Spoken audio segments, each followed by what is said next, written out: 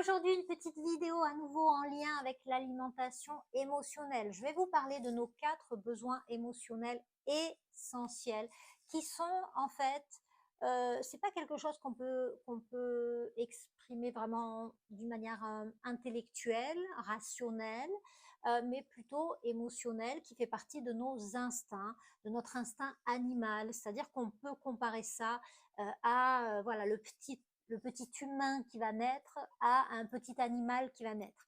C'est-à-dire que en fait, le bébé à la naissance, dans sa pulsion animale, dans son instinct animal, c'est en fait, c'est pas conscient, mais c'est dans son instinct, c'est ça, que si personne ne s'occupe de lui, s'il est abandonné, il est mort, clairement. Et l'animal, c'est pareil. Hein. Pourquoi le petit poulain suit sa maman partout?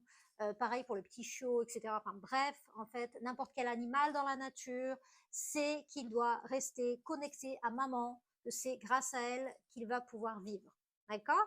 Donc, le bébé ou l'animal va associer en fait la solitude, pardon, la solitude, le vide de son estomac à potentiellement la mort. D'accord?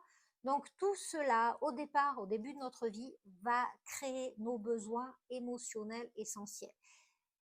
Le premier besoin émotionnel va être le besoin d'importance. D'accord? Pourquoi? Parce que justement, dès la naissance, en fait, un être qui n'est pas suffisamment important est un être qui risque de se retrouver seul et qui risque de mourir. D'accord? Donc, on a tous à l'intérieur de nous besoin de combler ce besoin d'importance, c'est un besoin émotionnel. Et même n'importe quelle personne qui va vous dire, mais moi, j'ai pas besoin de me sentir important, c'est faux. Il va assouvir ce besoin d'importance d'une manière ou d'une autre, soit en se sentant important et en répondant à ses besoins, soit en se sentant important en étant toujours disponible pour les autres. Mais il va combler ce besoin d'une manière ou d'une autre. D'accord? Donc, besoin émotionnel, besoin d'importance, c'est le premier. Ensuite, pareil, le bébé ou petit animal, ce que je vous disais tout à l'heure, s'il n'est pas en connexion avec sa maman, il est mort, hein, clairement. Donc, en fait, ce besoin de connexion, ça fait partie de nous aussi. Nous ne sommes pas faits pour vivre seuls dans notre coin, à l'intérieur de nos instincts. Nous avons en nous ce besoin de connexion, d'être connectés les uns aux autres, en fait. Donc, c'est quelque chose qui est important. Bien sûr, le besoin de sécurité, en fait, hein, voilà, on a besoin d'assurer notre sécurité pour nous protéger, pour la survie, etc. Et le quatrième besoin émotionnel, c'est le besoin de plaisir, parce que en fait, nous sommes des êtres de plaisir et à chaque fois que nous ressentons un besoin quelconque, nous ressentons une tension à l'intérieur de nous, que ce soit lié au stress, à l'angoisse, mais aussi à un besoin comme j'ai froid, je suis fatiguée, etc. Hein, on ressent une tension et ce qui va venir assouvir cette tension, en fait, à partir du moment où on va répondre à ce besoin, ça va générer du plaisir. Voilà. Et en fait, à la naissance, donc le bébé, à partir du moment où sa maman va pouvoir s'occuper de lui, alors à ce moment-là, il est suffisamment important, il n'est pas abandonné, il est en sécurité, il est connecté à elle et il est dans le plaisir et tout va bien pour lui. Et ça, ce sont nos 4 besoins émotionnels fondamentaux: connexion, plaisir, sécurité, importance. Voilà. Donc en fait, nous avons besoin d'une manière générale de combler dans la vie de tous les jours, d'une manière générale de combler au moins 3 de ces 4 besoins émotionnels. Et si nous ne le faisons pas, c'est-à-dire que si nous nous retrouvons dans des moments où on se sent un petit peu abandonné, on est dans des émotions basses, ou on est dans voilà, un mood un peu négatif en fait, eh bien le cerveau qui a programmé la nourriture comme étant la réponse à tout ça, hein, puisque c'est les premières programmations. Quand maman me nourrit, alors j'associe ça au fait d'être en sécurité, connecté à elle, dans le plaisir, est suffisamment important. Mais quand ces besoins émotionnels ne sont plus comblés, eh bien, ça va réactiver la réponse alimentaire. Ça va appuyer sur le bouton on dans votre cerveau, hein, quand on a eu tendance à enregistrer, hein, justement du coup cette réponse alimentaire comme étant une réponse à différents problèmes émotionnels. C'est ce qui se produit et c'est lié à ça.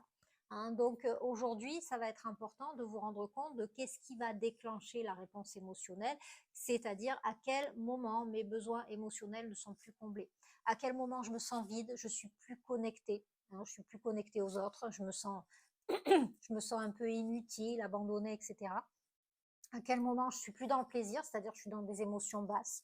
À quel moment, voilà, j'ai pas, je me sens pas forcément légitime, je n'ai pas ma place, etc. Je me sens pas important du coup. De quelle manière je vais aller combler ce besoin d'importance, etc. Donc, à chaque problème, sa solution. Hein.